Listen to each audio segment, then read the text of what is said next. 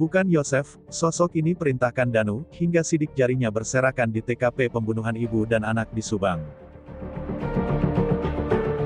Namun sebelum kita bahas, mohon subscribe channel ini dulu, agar kalian gak ketinggalan berita-berita menarik dari kami. Kalau sudah, mari kita lanjut. Danu adalah saksi dari kasus Subang, ia sempat diperiksa terkait meninggalnya Tuti Suhartini dan Amalia Mustika Ratu. Setelah berulang kali melakukan olah tempat kejadian perkara TKP, polisi akhirnya menemukan fakta baru. Soal temuan puntung rokok dan tapak tangan di lokasi kejadian akhirnya terungkap ternyata milik Danu keponakan mendiang Tuti.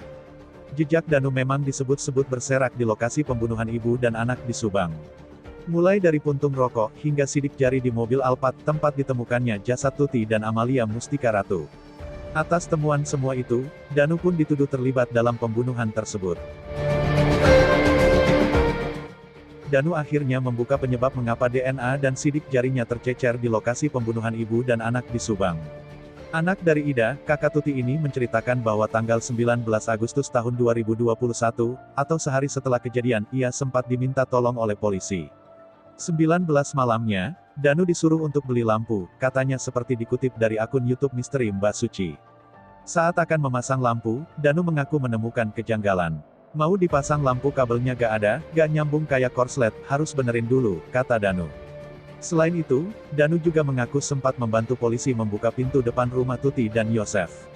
Menurut Danu, ketika itu polisi kesulitan membuka pintu dari arah luar. Kan hujan, Danu juga ke pinggir, sama polisi juga waktu itu, sempat ngerokok.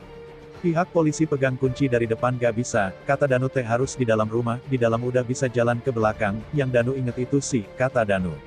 Soal DNA di rokok, Danu mengaku memang pernah merokok di lokasi pembunuhan Tuti dan Amalia Mustika Ratu. Kan hujan dulu, sudah lihat polisi ke dalam Danu ngerokok, setelah selesai buang di samping, kata Danu. Sedangkan soal sidik jari di mobil, Danu mengaku sempat diajak oleh polisi. Disuruh sama polisi ikut, Danu juga tadinya gak mau ikut, jadi ikut aja, nurut, kata Danu. Ketika itu menurutnya, semua polisi menggunakan sarung tangan, sedangkan Danu tidak. Polisi pakai sarung tangan, cuma Danu tidak, katanya. Danu tak menyangka sidik jarinya saat itu justru ditemukan polisi. Gak kepikiran, namanya juga inget terus ke Tuti dan Amalia, jadi ikut aja, ke dalam mobil ikut, kata Danu. Danu sendiri sempat intens diperiksa polisi dalam proses pengungkapan sosok pelaku pembunuhan Tuti dan Amalia Mustika Ratu. Malahan, handphone dan motor Danu juga sempat diamankan polisi. Namun kini handphone dan motornya sudah dikembalikan. Alhamdulillah udah balik, kata Danu. Selain itu terungkap ternyata Danu sempat membersihkan kamar mandi di lokasi pembunuhan Tuti dan Amalia Mustika Ratu. Tim polisi suruh, Danu juga dari di SMK pagi disuruh bersihan kamar mandi, sempat diberesin, ada penampingan dari polisi, katanya. Sekedar mengingatkan, dari hasil olah TKP Kapolres Subang AKBP Sumarni menduga bahwa jasad Tuti sempat dibersihkan di kamar mandi sebelum dibawa ke bagasi mobil Alphard. Korban ini kemudian digeser ke kamar mandi diduga untuk dibersihkan, baru kemudian menggesernya ke bagasi, kata AKBP Sumarni. Danu pun mengungkap kondisi kamar mandi saat itu. Bak mandi isi air sih, kalau di pinggir dekat rak piring itu darah, belum dibersihin, kata Danu.